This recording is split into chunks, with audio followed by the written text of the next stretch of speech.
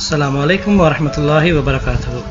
இன்றைக்கு நாங்கள் எங்களோட வளமையான கிராஃபிக் டிசைன் பாடத்தில் ஒரு கலர் ஃபோட்டோவை எப்படி பிளாக் அண்ட் ஒயிட்டாக மாற்றுறது, அதே போல் ஒரு பிளாக் அண்ட் ஒயிட் ஃபோட்டோவை எப்படி கலராக மாற்றுறதுன்ற சப்ஜெக்டை பார்க்க போகிறோம். ஓகே, நான் முதலாவது ஃபோட்டோஷாப்பை திறந்து கொள்வோம். எங்களுக்கு தேவையான ஃபோட்டோவை ஓப்பன் பண்ணுறேன். File, open.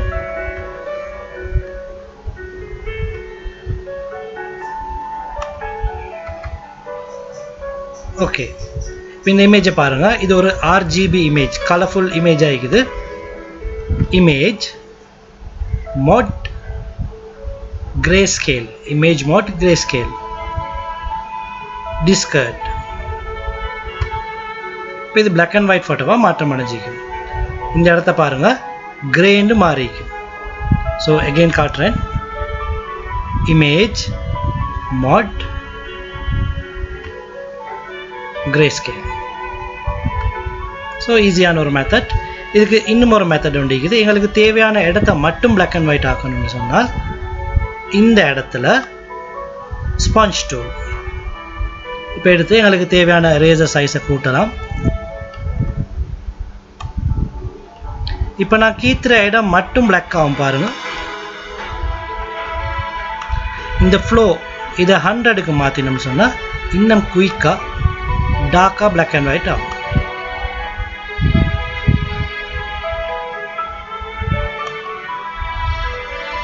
ஸோ இந்த முறையில் ஸ்பாஞ்ச் டூலை பயன்படுத்தி எங்களுக்கு தேவையான ஏரியாவை மட்டும் பிளாக் அண்ட் ஒயிட் ஆக்கலாம். ஓகே, இப்போ நாங்கள் பார்ப்போம் ஒரு பிளாக் அண்ட் ஒயிட் ஆக்கின ஃபோட்டோவை எப்படி கலருக்கு மாற்றுறதுன்னு சொல்லி. ஓகே, நான் இந்த கலர் ஃபோட்டோவை எடுக்கிறேன். RGB image mod grayscale discard. Okay, இப்போ mod grayscale ஆகிருச்சு. எகெயின் இதை நான் RGB மோட்டுக்கு மாற்றுறேன். RGB quick selection tool மூலமாக இந்த ஷர்ட்டை நான் செலக்ட் பண்ணுறேன். எப்போதும் நான் கலர் சேஞ்ச் பண்ணும்போது பர்ஃபெக்டாக எங்களோட செலெக்ஷன் அமையணும்.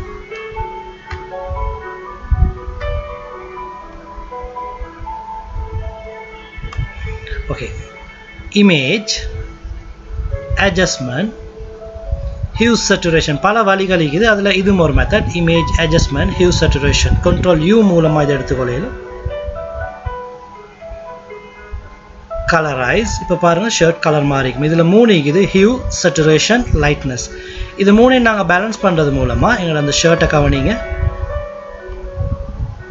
ஒரு வர்ணங்களுக்கு தேவையான மாதிரி மாற்றம் அடைஞ்சு கொண்டு வரும். Okay, select, deselect, control D. இப்போ நாங்கள் ட்ரௌசரை செலக்ட் பண்ணோம். எகெயின் ஓகே, இப்போ ட்ரௌசர் செலக்ட் பண்ணும்போது இந்த இடம் நடுத்துண்டும் எக்ஸ்ட்ராவாக செலக்ட் ஆகிக்குது.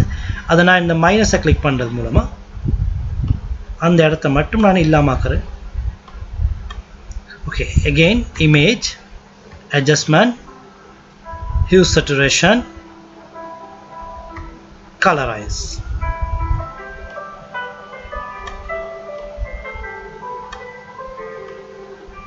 இப்படி எங்களுக்கு பகுதியாக எங்களுக்கு செய்யலாம். ஓகே, இப்போ கண்ணாடியும் நான் அதே மாதிரி மாற்றுறேன், அல்லது ஹேரை மாற்றுறேன். ஒரு பேக்ரவுண்ட் வேண்டிய ஒரு இடத்த எங்களுக்கு மாற்றலாம்.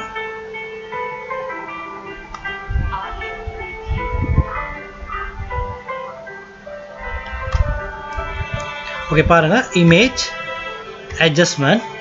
இன்னும் ஒரு method colour balance, control B மூலமாக கலர் பேலன்ஸ்.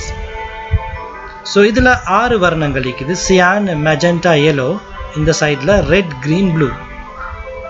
இதை மிக்ஸ் பண்ணுறது மூலமாகவும் எங்களுக்கு கலர்ஸ் எல்லாம் மாற்றிக்கொள்ளலாம். அதுலேயும் குறிப்பாக இந்த இடத்துல பாருங்கள் tone balance, shadow, mid tone, highlight இருக்குது. இது 3ஐ மாற்றுறது மூலமாக இன்னும் வித்தியாசமான வர்ணங்கள் எங்களுக்கு எடுக்கலாம். ஸோ இந்த அமைப்பில் எகெயின் காட்டுறேன். இமேஜ் அட்ஜஸ்ட்மெண்ட், கலர் பேலன்ஸ் இந்த மெத்தட், அல்லது இமேஜ் அட்ஜஸ்ட்மெண்ட், ஹியூஸ் சேச்சுரேஷன், கலரைஸ்ன்றதை கிளிக் பண்ணி எங்களுக்கு வேண்டிய மாதிரி கலர்ஸை சேஞ்ச் பண்ணலாம். ஓகே, அதே போல் ஒரு ஹேருக்கு எப்படி மாற்றுறேன்னு பார்ப்போம்.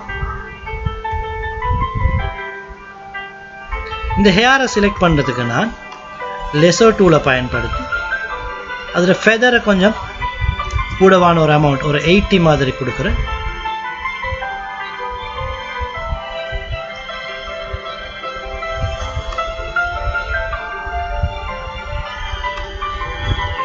எனக்கு தேவையான பகுதியை நான் செலக்ட் பண்ணிட்டு image adjustment Hugh saturation colourise. இப்போ பாருங்கள் அந்த ஹேர் டிஃப்ரெண்ட்டான கலர்ஸுக்கு வரும்.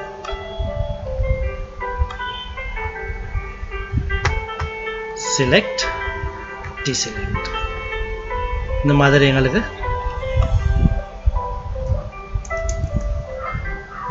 ஒரு அழகான ஒரு டிசைன் எடுக்கல.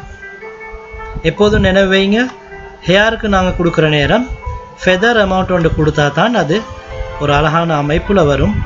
ஃபெதர் 0 வருதுன்னு சொன்னால் ஒழுங்காக வராது.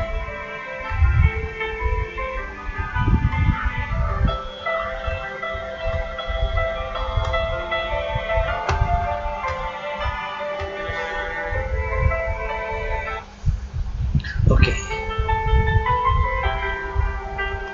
இப்போ பாருங்கள், நான் இன்னும் ஒரு இமேஜ் காட்டுறேன்.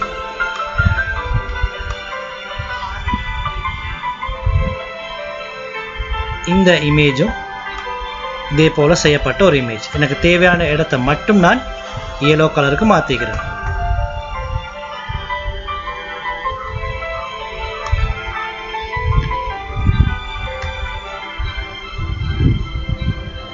ஓகே, இன்னும் 2 இமேஜ் எடுக்கிறேன். இந்த இமேஜ் இது. ஸோ இதில் இருக்கக்கூடிய இந்த கேர்ளை நான் எனக்கு டைமை சேவ் பண்ணுறதுக்காக நான் கட் பண்ணிக்கிறேன். வேறு இந்த போயை கட் பண்ணிக்கிறேன். கட் பண்ணிவிட்டு எனக்கு தேவையான மாதிரி நான் கலரும் கொடுத்துக்கிறேன். நான் மேலே சொன்ன மெத்தடில் ஹியூ சேச்சுரேஷனில் கலரை கொடுத்துட்டு ட்ராக் பண்ணுறேன். பாருங்கள், இந்த இடத்துக்கு வந்துடும்.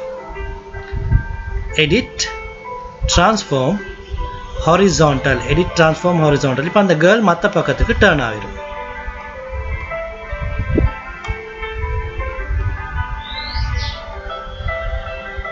தேவையான இடத்துக்கு இதை வைக்கலாம். இந்த லேயர் பேலட்டில் நியூ லேயர் பாருங்கள், புதிய லேயர் ஒன்று வந்திருக்கும். ப்ரஷ் டூல், பிளாக் கலர் ஒரு ப்ரஷ் டூல் எடுக்கிறேன்.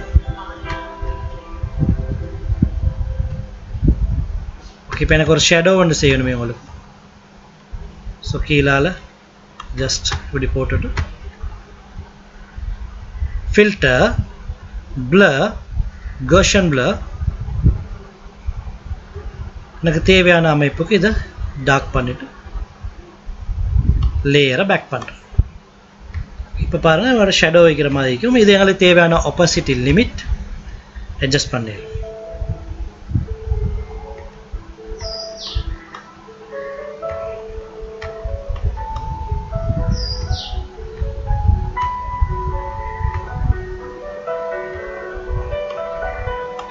இந்த இமேஜையும் நான் எடிட் ட்ரான்ஸ்ஃபார்ம் ஹாரிசான்டல் டர்ன் பண்ணி எனக்கு தேவையான சைஸை செட் பண்ணி இதில் வைக்கிறேன். ஷேடோ கண்ட்ரோல் J மூலமாக டூப்ளிகேட் ஒன்று எடுக்கிறேன். இந்த ஷேடோவும் நான் வைக்கிறேன். ஸோ இந்த அமைப்பில் எங்களுக்கு இன்னும் மாடிஃபை பண்ணலாம். நேரத்தை கருத்தில் கொண்டு ஷார்ட்டாக சொல்லிக்கிறேன். இதே மாதிரி இன்னும் பல டிசைனில் எங்களுக்கு செய்யலாம். நான் இப்போ கொஞ்சம் சாம்பிள்ஸ் காட்டுறேன்.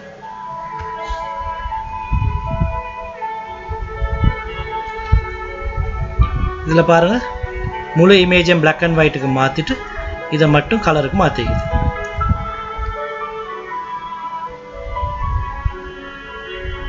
உங்களுக்கு இன்டர்நெட்டில் இதே மாதிரி நிறைய சாம்பிள்ஸ் எடுக்கலும் வித்தியாசமானது. டைம் எடுத்து உங்களோட செலெக்ஷனை சரியாக செஞ்சிங்கன்னா மிச்சம் அழகான டிசைன்ஸ் எடுக்கலாம்.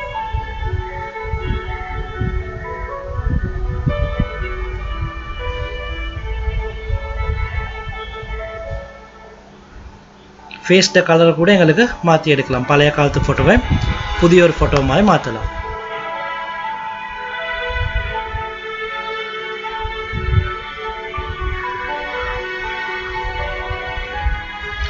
ஓகே, இப்போ நாங்கள் பார்த்த பாடம், இன்றைக்கி நாங்கள் பார்த்த சப்ஜெக்ட் வந்து ஒரு ஃபோட்டோவை எப்படி நாங்கள் black and white